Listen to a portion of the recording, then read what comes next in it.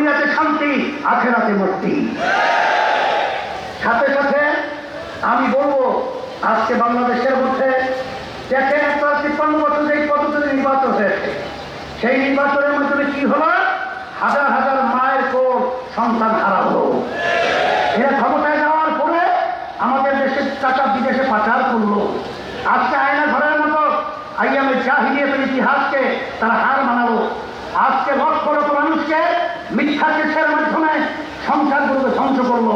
এর পরিবর্তনের জন্যই এবং প্রতিটা ভোটারের মূল্যায়নের জন্যই ইসলামী আন্দোলন বাংলাদেশ সহ অনেক রাজনৈতিক দল তারা কিন্তু জামাত ইসলাম সহ পিআর পদ্ধতির নির্বাচন দাবি করেছে।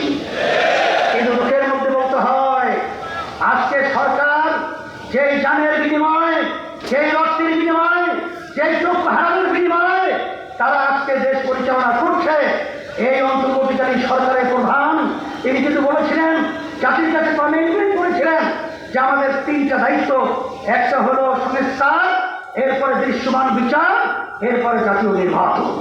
কিন্তু লোকের মধ্যে বলতে হয়, আমরা সেইভাবে সংস্কার দেখি নাই, দৃশ্যমান বিচারের অগ্রগতি দেখি নাই, কিন্তু নির্বাচন জাতীয় রোডম্যাপ আমরা দেখেছি। আমরা বলবো যে আপনারা জাতির সঙ্গে মনের আশা আকাঙ্ক্ষা পূরণ না করে আপনারা ক্ষমতায় থেকে আমাদেরকে হতাশ করেছেন। এখন ২০ পদ্ধতির নির্বাচনের ব্যাপারেও ঐক্যমতে এজেন্ডাই আনেন নাই। এটা আমাদের জাতির থেকে, বাংলাদেশের ধ্বংসের থেকে আপনাদের কর্মকাণ্ডের জন্য আমরা ধিক্কার জানাই। এখন কথা হলো এতটুকুই, চূড়াই সনদ এইটা আইনি স্বীকৃতি দিতে হবে। বিএনপি বলছে নির্বাচনের দিন, কেন গণভোট নির্বাচনের দিন হবে কেন? কিন্তু বাংলাদেশের মানুষকে তাদের ঘুমান্ত নয়, আমরা কিন্তু সজাগ। আপনাদের আচরণ মানুষ দেখেছে, আর বাংলাদেশের মানুষ প্রতারিত হবে না। আমাদের পরিষ্কার কথা হলো যে নির্বাচনের আগে চূড়াই সনদ স্বীকৃতির জন্য আইনি গণভোট আগে দিতে হবে। এবং সকলকে মতো আহ্বান জানাবো, বিশেষ করে ইসলামী দলগুলো যারা রয়েছেন, আমাদের ঘোষণাতুল ইসলামী একটা যাবে, দেশপ্রেমী যারা রয়েছেন, আমরা সবাই একাত্রিত হয়ে আমরা দেশ গঠন করব। কিন্তু এর ভিতরে দেখা যায় যে কিছু বিভিন্ন কায়দায় তারা আজকে ইসলামী এই যুগটাকে, এই অবস্থানটাকে দুর্বল করার জন্য বিভিন্ন ধরনের আলোচনা করেন, কিন্তু ভোটটা কোন জায়গায় দিবে সেটাও চিহ্নিত করে পরিষ্কার আপনারা বক্তব্য রাখেন।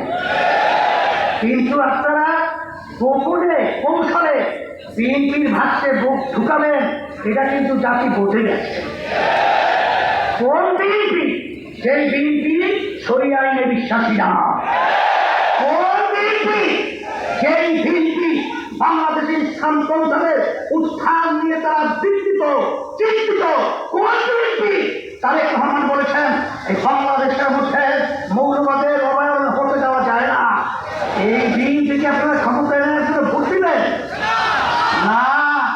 আজকে ইসলামের পক্ষে, আজকে আপনারা সবাই বক্তব্যের মাধ্যমে এটা পরিষ্কার করবেন।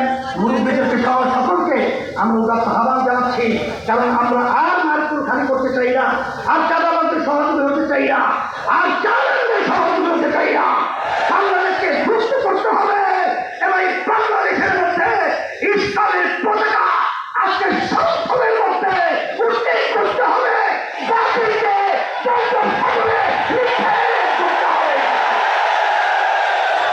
ধন্যবাদ জানিয়ে আজকে এখন মিছিল হবে, আমরা সবাই শরীক, মিছিলের ভিতরে আমরা শরীক হব। এই দাবি আদায়ের লক্ষ্যে আমরাও যাচ্ছি, তাড়াতাড়ি আপনারা করে দেন, আর কোনো বিচ্ছিন্ন না হয়। সকলকে